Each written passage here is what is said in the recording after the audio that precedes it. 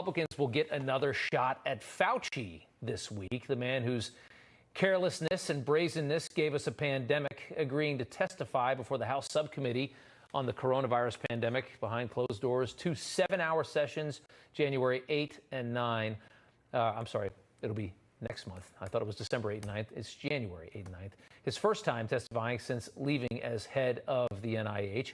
Fauci will also testify publicly at a later date as well. The committee stating Fauci's testimony is critical to their investigation of the origin of COVID-19, coercive mandates, gain-of-function research, scientific censorship. The committee has already exposed emails that show Fauci was well aware of the dangerous gain-of-function research that was occurring in the Wuhan lab. As COVID was starting to spread around the world, Fauci stating in an email from February 1, 2020, about 6 weeks before we locked down, to the head of the NIH at the time and to his top HHS officials, there were mutations in the virus that would be most unusual to have evolved naturally in bats, and that there was a suspicion that this mutation was intentionally inserted. The suspicion was heightened by the fact that scientists in Wuhan University are known to have been working on gain-of-function experiments. He said all of that 6 weeks before he locked us down, and then he sounded completely different after that. Keep that in mind. Committee also revealing Fauci was instrumental in overseeing the infamous proximal origin report published in Nature Medicine, which claimed COVID came from nature, a clear cover-up of what he knew he had done by subverting our rules and regulations in this country and farming out gain of function over to China.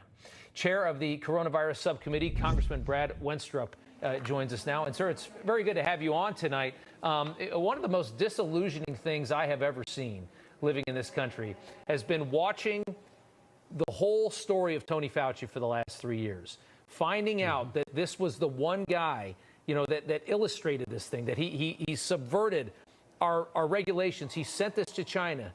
The virus gets created. It turns into a pandemic. He shuts down our economy, makes all these mistakes, and he's still treated as a hero to this day.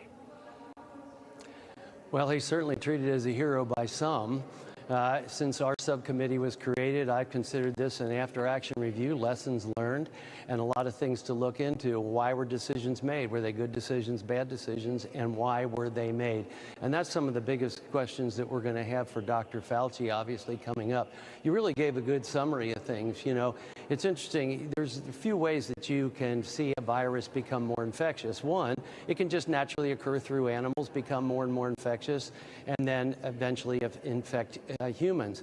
Or you can use animals in a lab and do gain-of-function research with animals where they become more infectious gradually. Or you can take, as we now know, parts of one virus, add parts from another, and make it more infectious to humans.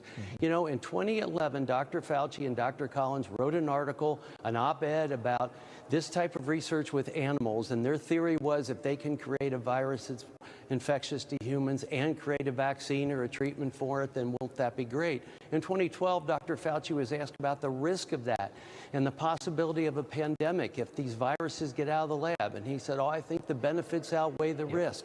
So he knows all about this stuff. And in 2015, there's the published article by Ralph Barrick in North Carolina, Zhengli Shi in China, and they're talking about taking parts of two viruses and making one. We're funding through NIH coronavirus research through a group called EcoHealth Alliance. And now here we are, 2020, as you described.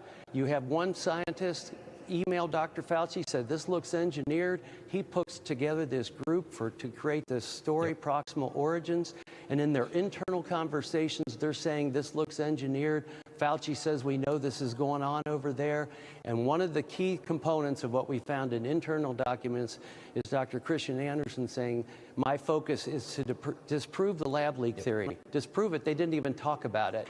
So why is this? But we're also looking at what was the deal with mandates? Why were we ignoring other treatment options that doctors may have? Why were we censoring people that said this may have come from the lab? What is the point of that? Why not have the academic and scientific debate? All of that shut down. Why are we not talking more about antivirals, monoclonal antibodies, the use of convalescent plasma, natural immunity? All these things were just shut out. We need a system, Rob, where American people can trust their public health officials, and we don't have that today. No. It seems we have people less concerned about the people and more concerned about their own personal or political gains that they may have through this process. It's something and else. that's a problem. I mean, you have a man that knew the warnings, knew the risk, ignored them because he was so arrogant, funded, at least in some part, a pandemic that killed millions of people, destroyed the world economy. Then he started to lie about it. Then he got in front of Congress, in front of Rand Paul, and he lied there as well. This is somebody that belongs in prison for the rest of his life. And that's not hyperbole.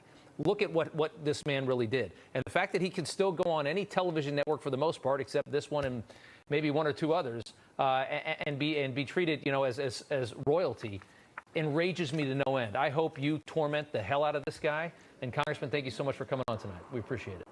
Thank you.